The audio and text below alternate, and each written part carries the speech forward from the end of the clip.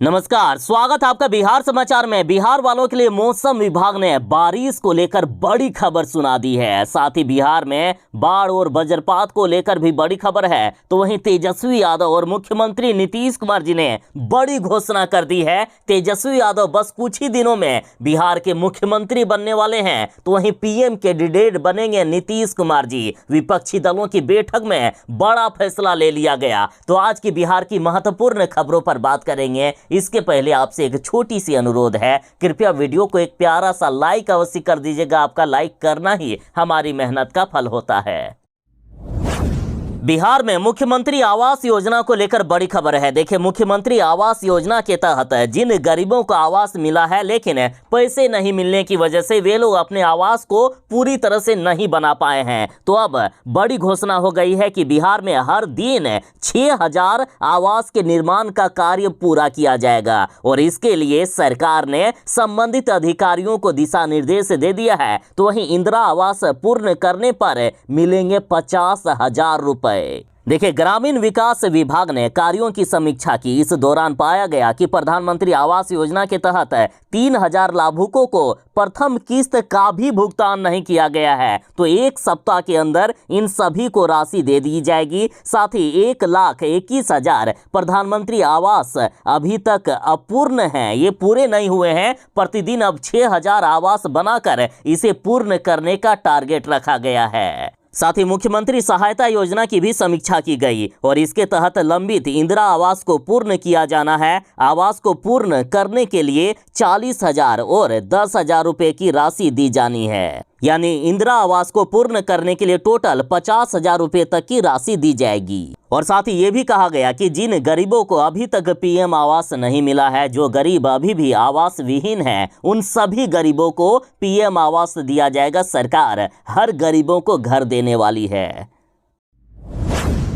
बिहार के किसानों के लिए बुरी खबर है। बिहार में अभी तक मात्र 36% ही धान की रोपनी हो पाई है और बारिश जिस तरह से बिहार में नहीं हो रही है और मानसून अगले 5 से 6 दिनों तक कमजोर पड़ा हुआ है, तो यदि बारिश नहीं हुई तो किसानों की समस्याएं बढ़ेगी। पिछले एक हफ्ता की बिहार में बारिश की जरा स्थिति देखिए। लगातार एक हफ्ता से बिहार में बारिश काफी कम पड़ रही है और आज से 23 जुलाई तक बारिश में कमी के आसार हैं। मौसम विभाग ने कहा है कि कहीं कहीं हल्की बारिश होने वाली है। मौसम विभाग के अनुसार इन जिलों में 40% के लगभग बारिश होगी और ये जिले हैं सीतामढ़ी, शिवहर, पूर्वी चंपारण, बेगूसराय, पश्चिमी चंपारण, सहरसा, सारण, समस्तीपुर, मुजफ्फरपुर, गोपालगंज, खगड़िया, मुंगेर, नालंदा और पटना। यहाँ हल्की बारिश होने वाली है। पिछले वर्ष के मुकाबले इस बार काफी बुरी स्थिति है।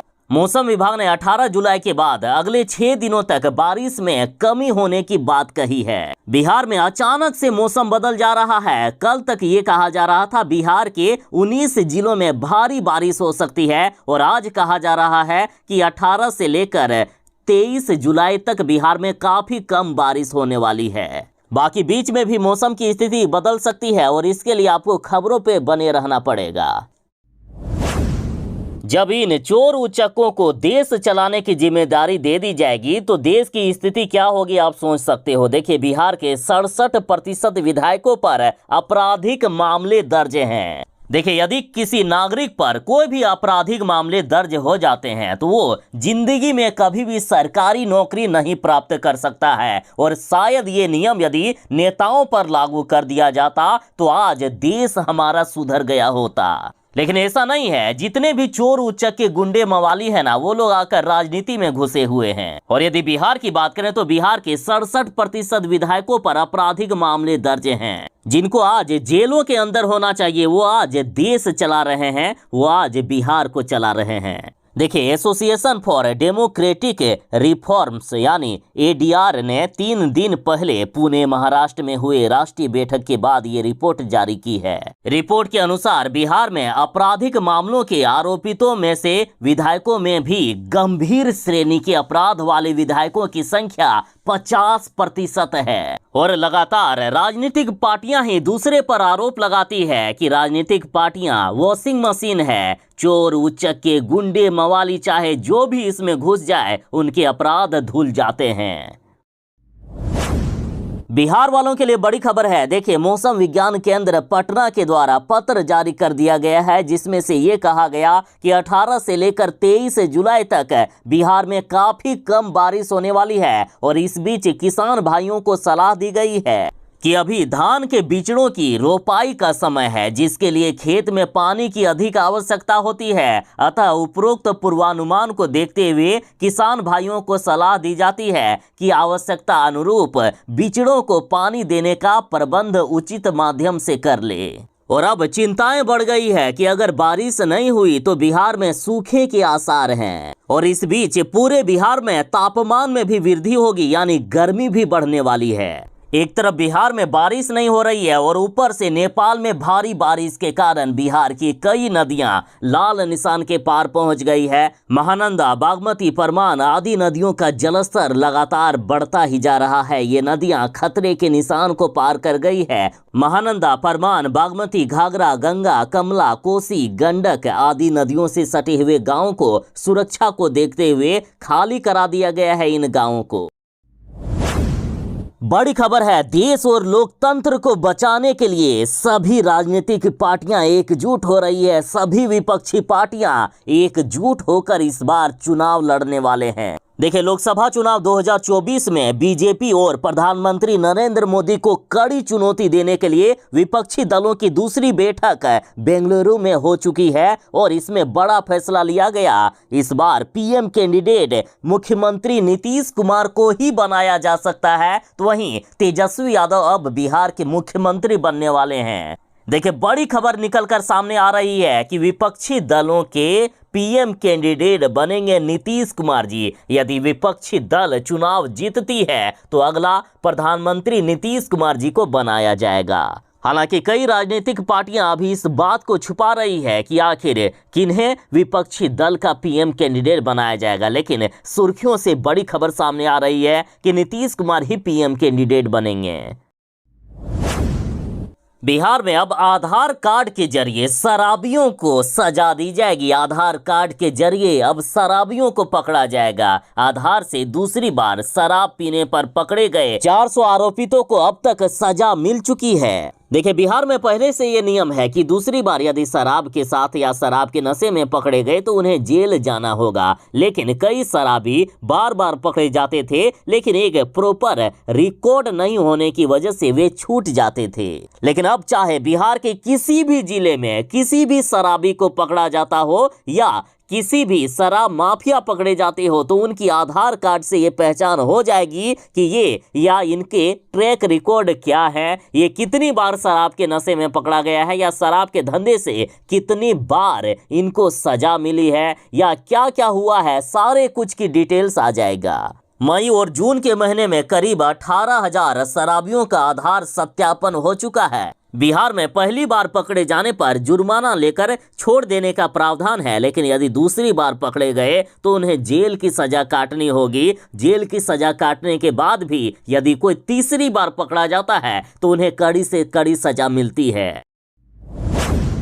सहारा इंडिया में जिनके भी पैसे फंस गए हैं उनके लिए बड़ी खबर है। सहारा इंडिया में फंसा पैसा अब वापस मिल जाएगा। देखिए, सहारा इंडिया के निवेशकों का पैसा वापस मिलने का रास्ता साफ हो गया है। दरअसल अमित शाह जी ने आज सहारा रिफंड पोर्टल को लॉन्च कर दिया है, जहां आपको ऑनलाइन अप्लाई करना होगा, फिर आपके पैसे वापस कर दिए जाएंगे।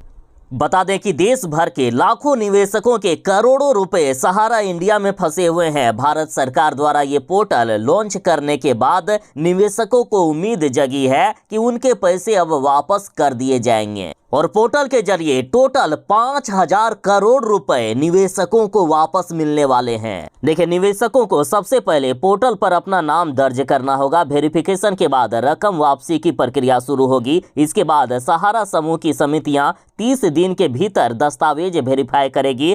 ऑनलाइन क्लेम दर्ज करने के 15 दिन के भीतर SMS के भेजकर निवेशकों को जानकारी दी जाएगी। इसके बाद बैंक खाते में निवेश की रकम आ जाएगी। कुल मिलाकर इस प्रोसेस में 45 दिन का समय लगेगा।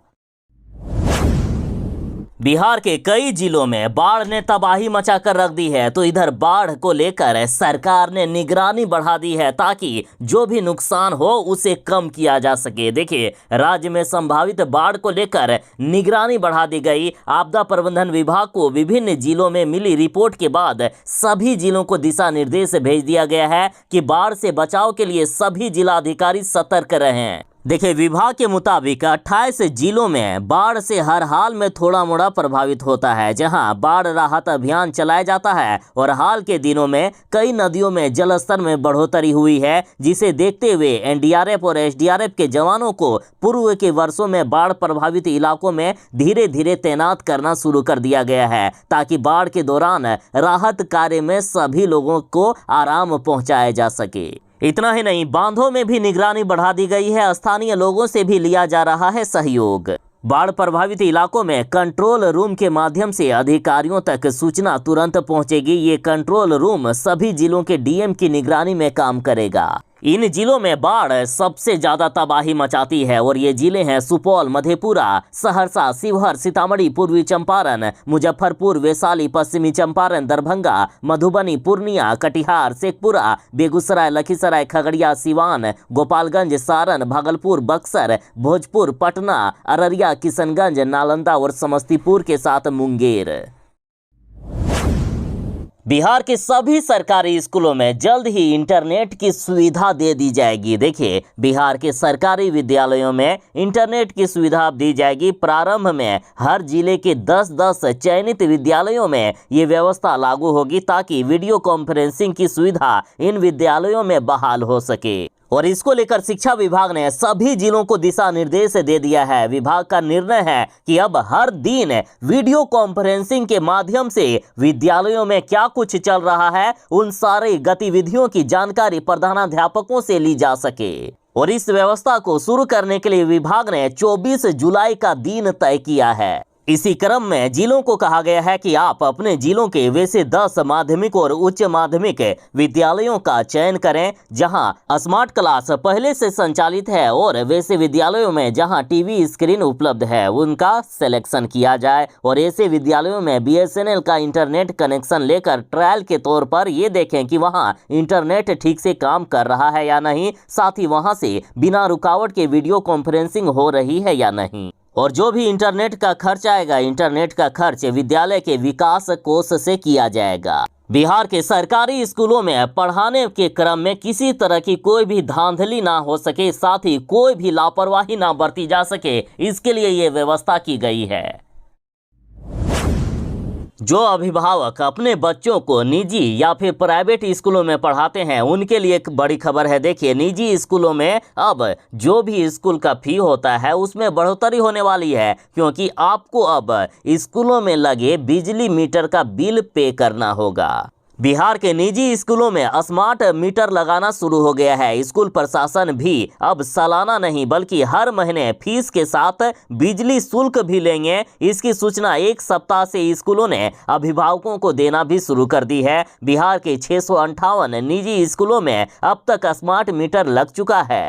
एक बार यदि स्मार्ट मीटर लग गया तो हर महीने रिचार्ज करना होगा, तभी स्कूल में बिजली का उपयोग किया जा सकेगा। और इसलिए स्कूल फीस में ही अब बिजली शुल्क को भी शामिल किया जा रहा है, जिसे अभिभावकों को देना होगा। अब रही बात कि सरकारी स्कूलों का क्या होगा, तो देखिए, सरकारी स्कूलों में पुरानी व्यवस्था पर ही बिजली बिल जमा होगा, यानी बिहार के सरकारी स्कूलों में स्मार्ट मीटर नहीं लगने वाला है। बिहार में मिड डे मील योजना में लगातार हो रही गड़बड़ी को देखते हुए अब फैसला किया गया है कि वजन के बाद ही चावल लेंगे प्राचार्य, और यदि कोई भी गड़बड़ी हुई तो गड़बड़ी पर नपेंगे। देखिए, लगातार देखा जा रहा है कि जितना वजन लिखा रहता है उतना वजन का चावल मिलता नहीं है, मतलब चावल के वजन में भी लगातार धांधली होती है। तो स्कूलों के प्राचार्य अब मध्याह्न भोजन के चावल की बोरी का वजन अपनी मौजूदगी में कराएंगे, और इसमें उलटफेर करने वाले स्कूलों पर कार्रवाई होगी। साथ ही स्कूल निरीक्षण में अब मध्याह्न भोजन के चावल की भी जांच होगी कि चावल जो खिलाया जा रहा है वो सही क्वालिटी का है या नहीं। यदि जांच के दौरान चावल की बोरी का वजन 50 किलो से कम हुआ तो ऐसे स्कूलों के प्राचार्य पर कार्रवाई की जाएगी। मध्याह्न भोजन में जो बच्चों को चावल दिया गया है खिलाने के लिए, उसकी चोरी अब विद्यालय के शिक्षक या प्रधानाध्यापक नहीं कर पाएंगे। जीतन मांझी, चिराग पासवान और उपेंद्र कुशवाहा बीजेपी में शामिल हो रहे हैं। बीजेपी की तरफ से इनको बुलावा भेज दिया गया है, लेकिन मुकेश सहनी नहीं जाएंगे बीजेपी में। दरअसल मुकेश सहनी और बीजेपी के बीच नहीं बनी सहमति। एनडीए की बैठक में इनको बुलावा ही नहीं भेजा गया। देखिए, देश में एक तरफ जहां विपक्षी पार्टियां एकजुट हो रही है ताकि इस बार बीजेपी को सत्ता से हटाया जा सके, तो इधर बीजेपी ने भी सभी क्षेत्रीय पार्टियों का समर्थन लेना शुरू कर दिया है। अभी तक 38 क्षेत्रीय दलों का समर्थन मिल चुका है।